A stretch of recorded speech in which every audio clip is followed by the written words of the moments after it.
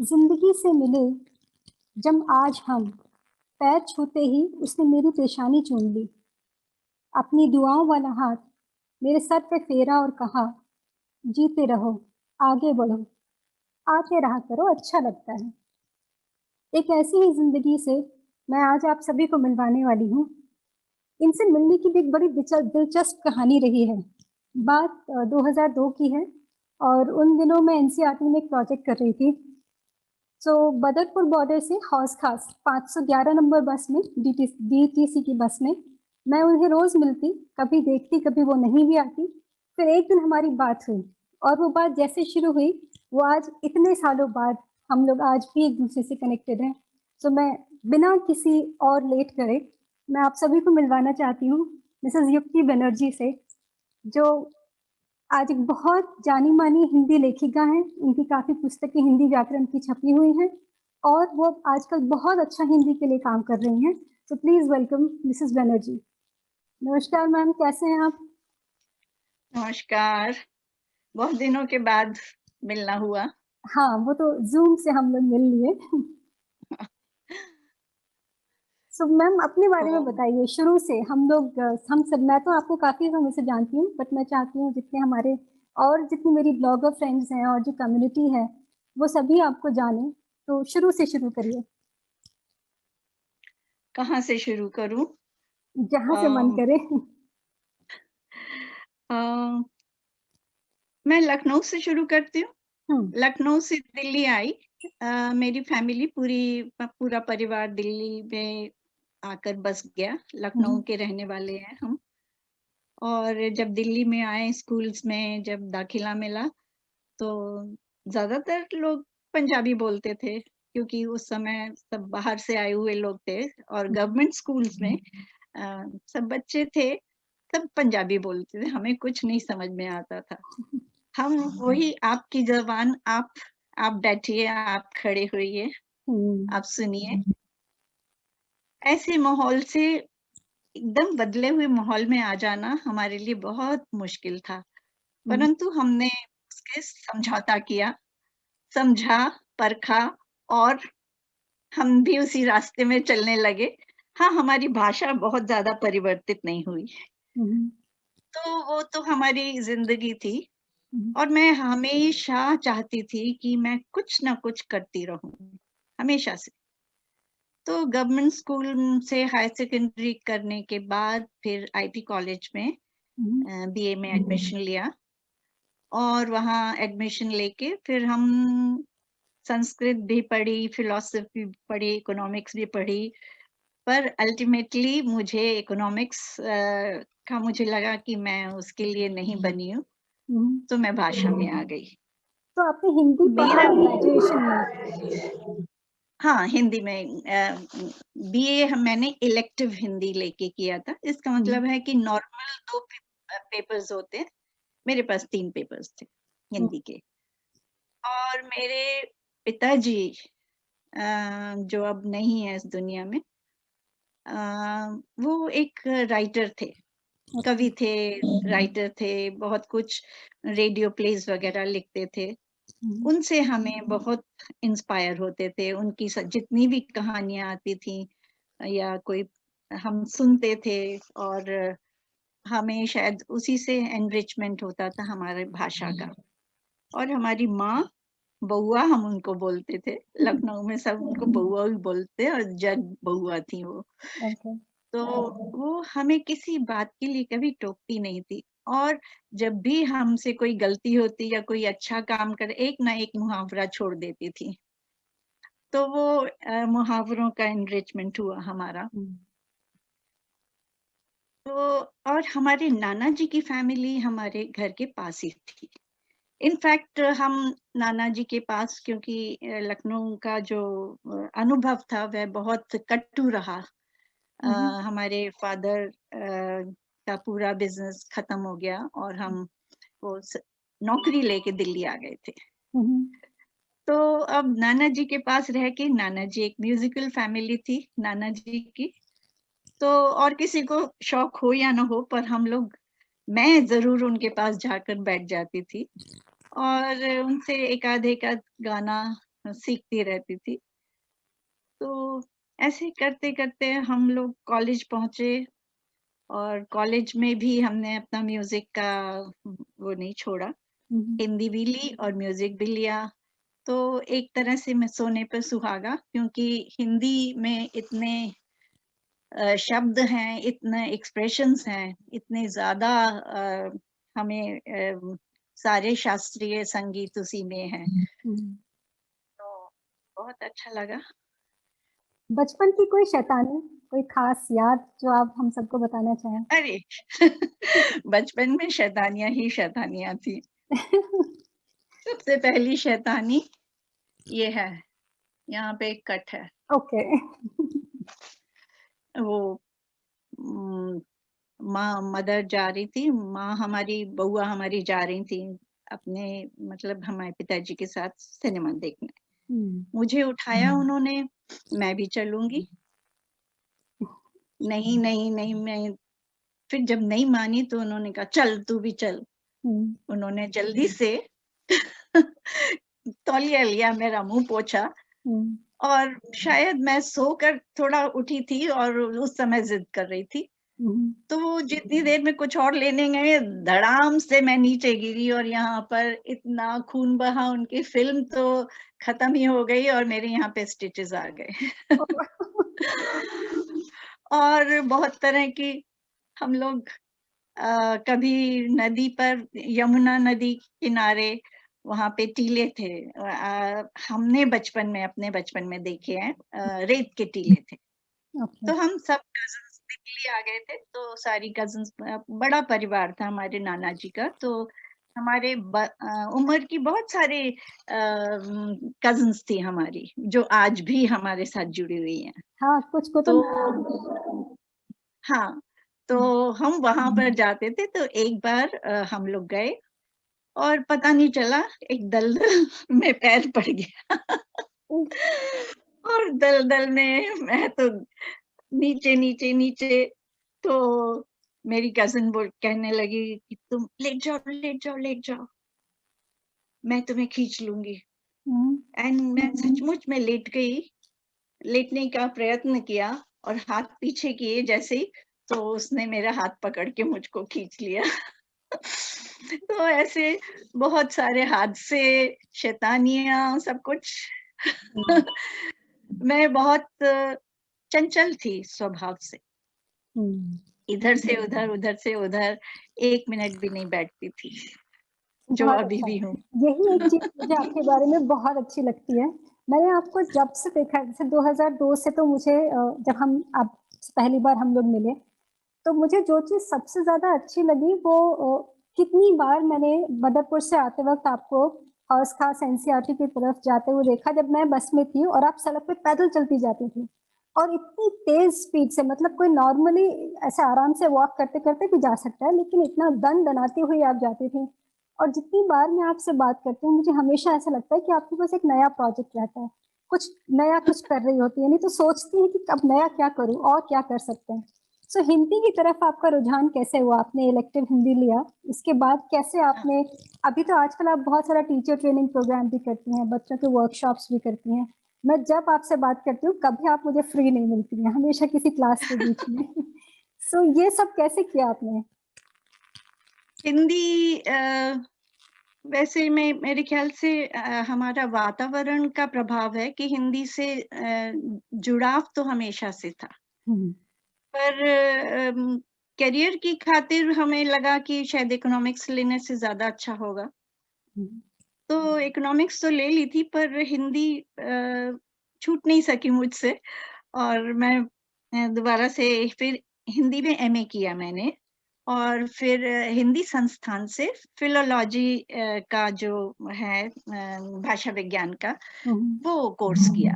जैसे ही वो कोर्स किया तो मुझे लगा सॉरी मैंने वो बोल दिया जो कि बोलना नहीं चाहिए।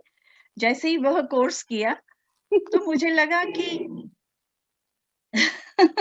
मुझे लगा कि इतनी हिंदी हमने कभी इतनी स्पष्ट हिंदी हमने कभी नहीं सुनी थी, ना पढ़ी थी। हुँ, जो गलतियाँ हम एमए के कोर्स तक करते रहे, वो वह गलतियाँ हमें जाकर फिलोलॉजी का कोर्स करने के बाद पता चली। हम्म, और तभी से मुझको लगा कि मैं हिंदी पढ़ाना चाहती हूँ। और जब मैं स्कूल में गई तो मुझे लगा 50 बच्चों की क्लास और उनको संभालना, और वो भी पहली बार। मुझे मतलब मैं समझ लो 1-2 महीने के अंदर मुझे लगने लगा कि नहीं, ये टीचिंग भी मेरे बस का रोग नहीं है। फिर मैं ये सोचने लगी कि जब मैं अपने बच्चों को पढ़ा सकती हूँ तो मैं उनको क्यों नहीं पढ़ा सकती। तब मैंने कोशिश की कि कोई नए ढंग से पढ़ाना शुरू करूँ। और मेरे बेटे दोनों, हाँ माँ, हाँ माँ, हाँ माँ। माँ करो, तुम कितना अच्छा करती हो। उन दोनों के एनकरेजमेंट से मुझे लगा कि हाँ, मैं कर सकती हूँ।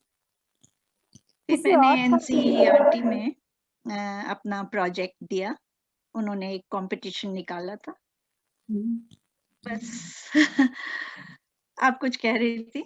हाँ, मैं पूछ रही थी किसी और का आपको लगा कि लाइफ में बहुत आपके लिए इनकरेजिंग रहा हो, किसी का कोई एक पर्टिकुलर इंसान या और भी बहुत से लोग जिन्होंने आपको इतना इनकरेज किया हो कि आज आप जो कर रही हैं उसमें आप हमेशा सोचते हैं कि हाँ मैं ऐसा करूंगी तो उन्हें अच्छा लगेगा। हाँ, उसके लिए मैं अपने परिवार को ही उसके लिए वो ठहराती हूँ, क्योंकि उन्होंने जब तक मेरे हस्बैंड थे, I lost my husband in 2015। तो जब तक वो थे तब तक वो हर समय मुझे आगे कर देते थे, देखो ये कोर्स निकला, ये कर लो। अच्छा देखो वो कोर्स निकला है, वो कर लो। अपने लिए कुछ नहीं करते थे पर मेरे लिए सब कुछ करते थे। और उनके जाने के बाद भी, मतलब और पहले भी, दोनों बच्चे, दोनों बेटे और बहुएं भी, हम्म, सब इतना मुझको सपोर्ट करते हैं, इतना सपोर्ट करते हैं। मेरे आज भी अगर मैं कुछ कह दूं कि मुझे ये सीखना है, जो कि मैं हमेशा ही करती रहती हूँ, तो आज भी वो मेरे पीछे खड़े हैं और मुझे सपोर्ट कर रहे हैं। एक परिवार का के सपोर्ट के बिना, प्यार के बिना मेरे ख्याल से ये संभव नहीं है। सही बात तो है। आपने जो हिंदी में पुस्तकें लिखी हैं कुछ, उनके बारे में कुछ बताइए ना, क्या किस बारे में लिखी हैं वो? जब मैं आपसे मिली थी तो उस समय मैं कथा में काम कर रही थी। जी। तो कथा में मैंने काफी सारी ओरिजिनल राइटिंग्स भी की हैं और ट्रांसलेशंस भी की हैं। हम्म, और उससे पहले जब मेरी शादी हुई थी तब मैंने मानव जमीन और बाड़ी बदले जाए और जेखाने जामुन, ये 3 बंगला की पुस्तकें थी जो मैंने ट्रांसलेट की थी। अच्छा, ये एक बड़ा इंटरेस्टिंग चीज है जो मैं आपसे जानना चाहती हूँ। लखनऊ में तो बंगला नहीं बोली जाती थी, फिर ये आपने मिस्टर बैनर्जी से आप कैसे मिली, कुछ उस बारे में बताइए हमें। अच्छा, तो मेरे फादर बंगला के बहुत शौकीन थे, भाषाओं के शौकीन थे। हम्म, शायद उन्हीं से इनहेरिट किया मैंने। और वो मुझे कभी-कभी बंगला बोलते थे, तो मुझे भी शौक लगा कि मैं भी बंगला सीखूं। हम्म, तो जब मैंने एमए में थी तो मैंने कॉम्पोजिट कोर्स लिया था, जिसमें 3 पेपर्स बंगाली के थे, 2 पेपर्स संस्कृत के थे और 5 पेपर्स हिंदी के थे। Oh my God. तो ऐसे करके मैं जब बंगला मैंने काफ़ी कुछ जब पढ़ना शुरू किया तब मुझे पता चला कि अरे ये तो किसी की सहायता के बिना हो ही नहीं पाएगा। हम्म, तब मेरे कज़िन थे, उन्होंने मुझे निखिल भारत बंगो भाषा प्रसार समिति जो दरियागंज में स्थित थी, वहाँ हम्म, पर उन्होंने जाने के लिए बोला। वहाँ की जो हेड थी वो थी मिसेस चित्रा बैनर्जी। उन्होंने जब उनसे मिलने गई उन्होंने कहा गाना सुनाओ।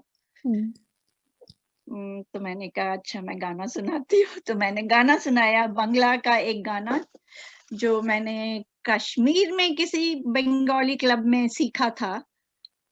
तो वही गाना मैंने टूटी फूटी बंगला में सुना दिया। हम्म। और वो सुन के वो इतना हँसी और इतना खुश हुई कि चलो एक सुर वाला आदमी आया है। एक सुर चलो हमारे प्ले के लिए अच्छा होगा। And okay. उसके बाद तो फिर मैंने काफ़ी सारे प्लेज़ में पार्टिसिपेट किया, गाने उनका जो पूजा के टाइम पे या वैसे भी फंक्शन निखिल भारत के फंक्शंस होते थे, उसमें मैंने कविता रिसाइट की, गाने गाए और थिएटर भी किया। तो समझो मेरी मदर इन लॉ ने ही मुझको बांग्ला सिखाई, मेरी मदर इन लॉ ने ही मुझे पसंद किया। चित्रा बनर्जी आपकी मदर इन लॉ थी, हाँ, राइट? वो मेरी मदर इन लॉ बन गई तो हमें और भी मुझे एक एक लाइन। चीज़ बहुत अच्छी लगती थी, जी। उनको माँ कहना, मुझे माँ कहना बहुत अच्छा लगता था। हुँ, और बउआ मदर को तो अपनी मदर को तो बउआ बोलती थी, हुँ। तो मैंने कहा चलो अच्छा हुआ, माँ कहना पड़ रहा है, मुझे अच्छा लग अब रहा है। वो वाला गाना हमें भी 2 लाइन सुना दीजिए। ओके।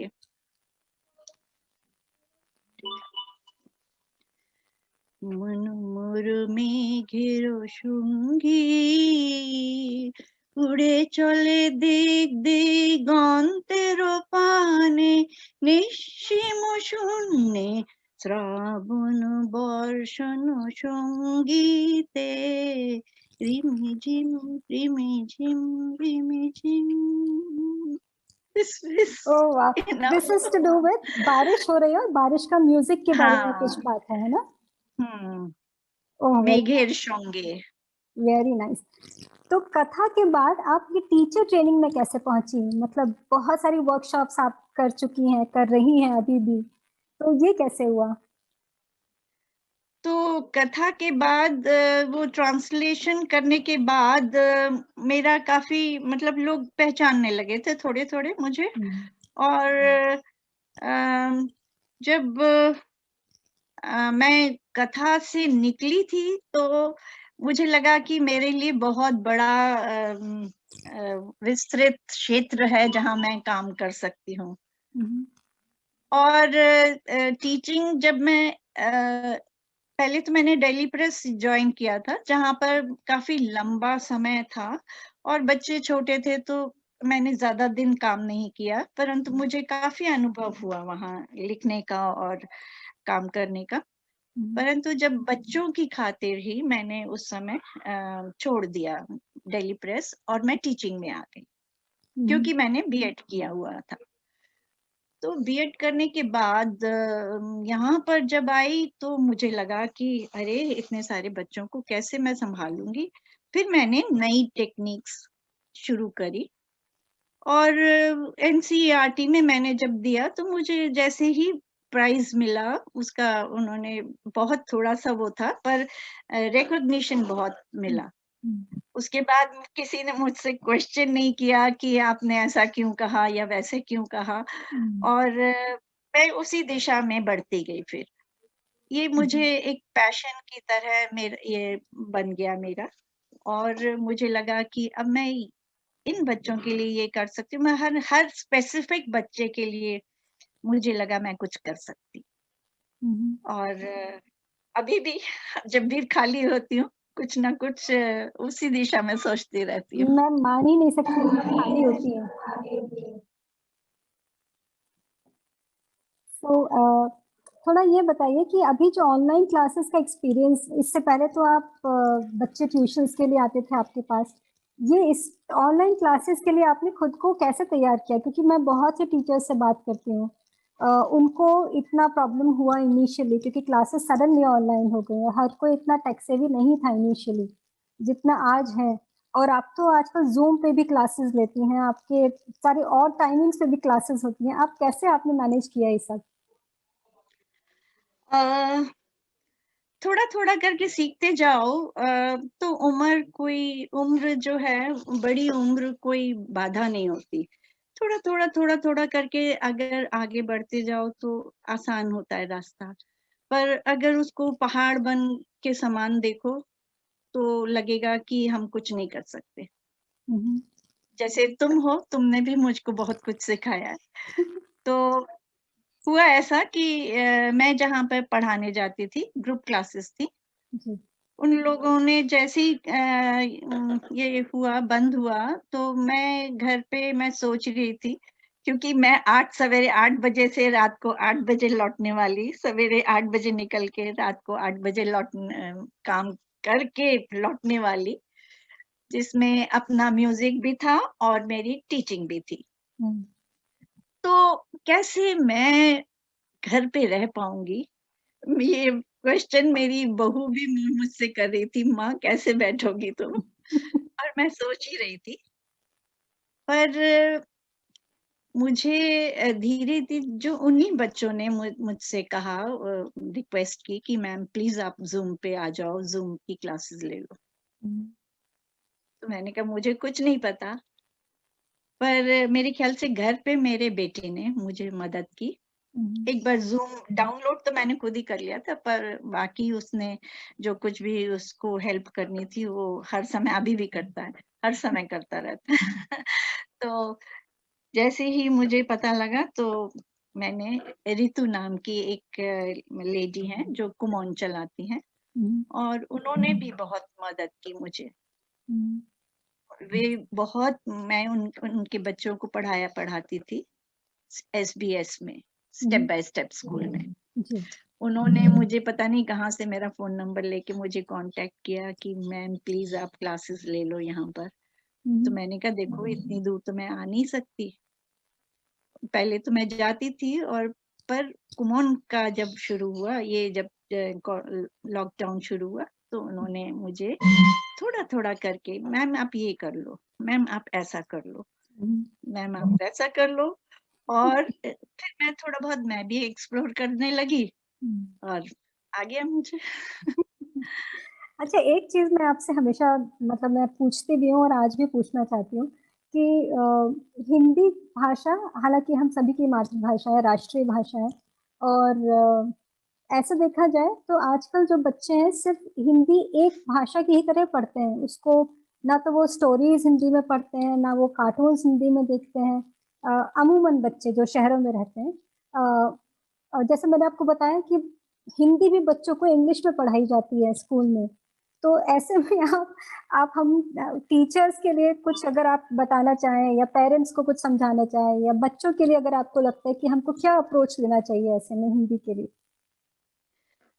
हिंदी के लिए सबसे पहले चाहिए खुला मन हुँ, कि आप स्वीकृति दो कि हाँ, हमें हिंदी पढ़नी है हुँ, और जैसे ही आपका मन में पॉज़िटिविटी आएगी, सकारात्मकता आएगी, वैसे ही आपका रुझान उसकी तरफ होगा और आप धीरे-धीरे उसको पढ़ना शुरू करेंगे। हुँ, परंतु एक चीज़ अवश्य हमें ध्यान में रखनी चाहिए कि जो मनोरंजकता दूसरी भाषाओं में बच्चे ढूँढते हैं या ढूँढ ली है उन्होंने ऑलरेडी, हुँ, उस मनोरंजकता को हमें हिंदी में लाना चाहिए। और वो क्योंकि बच्चे मनोरंजन ना होने से मनोरंजन नहीं होने से, अच्छा नहीं लगने से, वे पढ़ने से हिचकिचाते हैं। हुँ, तो सहज भाषा से और थोड़ी मुश्किल भाषा की तरफ जाना चाहिए, एक-एक मात्रा करके सीखना चाहिए। एक मात्रा पक्की हो जाए तब दूसरी मात्रा पर जाना चाहिए, पर ये पद्धति स्कूलों में नहीं ली जाती। हुँ, तो कोशिश यही करें कि जितने जो भी चीज़ का संकल्पना वो जैसे टीचर्स हैं, जिस मात्रा की संकल्पना देती हैं, उसी मात्रा पर आधारित पूरा टेक्स्ट, पोएम्स, कहानी या बातचीत आधारित हो, तो मेरे ख़्याल से बच्चे सीखने में भी मुश्किल नहीं होगी उन्हें और अच्छा भी लगेगा। वाह! बहुत अच्छी बात कही है। कुछ स्कूल्स में ऐसा करिकुलम देखा है मैंने क्योंकि हम लोग इधर पिछले 4-5 सालों में बहुत घूमते रहे जगह-जगह। दिल्ली से गुड़गाँव नोएडा से गुड़गाँव और फिर यहाँ बैंगलोर। तो मैंने देखा बहुत सारे स्कूल्स में ये चीज़ तो फ़ॉलो की जाती है। लेकिन हर स्कूल में ये अप्रोच नहीं लिया जाता है जहाँ हिंदी को इस तरीके से पढ़ाया जाए। एक और मैं आपसे चीज़ पूछना चाहती हूँ, आप अपनी उम्र की और जो महिलाएँ हैं, जैसे मेरी अपनी माँ है, मेरी माँ जैसी और बहुत सारी माँएँ हैं, उन सभी के लिए आप क्या संदेश देना चाहेंगी? मैं उनसे यही कहना चाहूँगी कि हर चीज़ को सकारात्मक रूप से लीजिए। एक रास्ता बंद होता है तो दूसरा रास्ता खुल जाता है। हुँ, हुँ। पर उसके प्रति हमें उन्मुख होना होगा, उसके प्रति हमें चलना होगा। हुँ, हुँ। हम रास्ता अगर रोक लें, अपने ही कदम ना बढ़ाएँ, तो फिर रास्ता कहाँ से मिलेगा? रास्ते को कभी बंद नहीं करना चाहिए, चलते रहना चाहिए। और इतना चलने की और प्रेरणा आपको कहाँ से मिलती है? आप तो बहुत चलती हैं। चलने की प्रेरणा तो शरीर को चाहिए। शरीर देता है। हुँ। शरीर कहता है कि अभी नहीं, अभी नहीं। तो जीवन में हमें आगे बढ़ने के लिए मतलब हमें कोई ऐसा हमारी दिशा जो भी है, हम जो भी दिशा हमें मिली है, हम यदि उसी दिशा में आगे बढ़ते जाएँ, तो हमारे आस-पास जितने लोग भी हैं, उनकी हम सहायता कर सकेंगे। इसीलिए चलते रहना ही ज़िंदगी है। जहाँ आपने सोचा कि अब हम बूढ़े हो गए और हम नहीं करेंगे, बस वहीं पर समझ लीजिए आपका मार्ग बंद हो जाता है। तो और मार्ग बंद नहीं होता, आप अपने से मना कर देते हैं। हुँ। तो मैं सभी लोगों को मेरी उम्र भी कम नहीं है, आई एम 75 तो मैं सभी लोगों को यही कहना चाहूँगी, मेरी उम्र के हम उम्र लोगों को कि चलते रहिए। How sweet. आज हाथ में दर्द है, कोई बात नहीं, थोड़े दिन में ठीक हो जाएगा, इलाज कर लीजिए। अभी मेरी रिस्ट थोड़े दिन पहले फ्रैक्चर नहीं हुई थी, कुछ इन्फ्लेमेशन हो गया था। I could not do anything with my right hand. हुँ, हुँ। तो मैंने सबको बोला कि कोई बात नहीं, मैं ठीक करवाऊँगी। ठीक हो गई। आई कैन मूव माय चलिए, हैंड्स नाउ। Very nice. अभी जाने से पहले एक अपनी कोई भी कविता या कहानी जो आप हम लोग को सुनाना चाहें? ओके, तो एक ये मेरी किताब है, ओके। धरती की कहानी हुँ। तथा अन्य कविताएँ। धरती की कहानी एक बहुत लंबी कविता है जिस पे हमने प्ले किया था बच्चों को 52 बच्चों को एक साथ उतारा था स्टेज पे। वाओ! उसी में से एक कविता मैं पढ़ रही हूँ। ये हमारे पॉल्यूशन को लेकर है और पॉल्यूशन क्या कहता है ये सुनिए ज़रा। हुँ, हुँ। मैं हूँ पॉली की एक थैली, सारे जग में हूँ मैं फैली। जब मैं पैदा नहीं हुई थी, तब ये दुनिया बड़ी सुखी थी।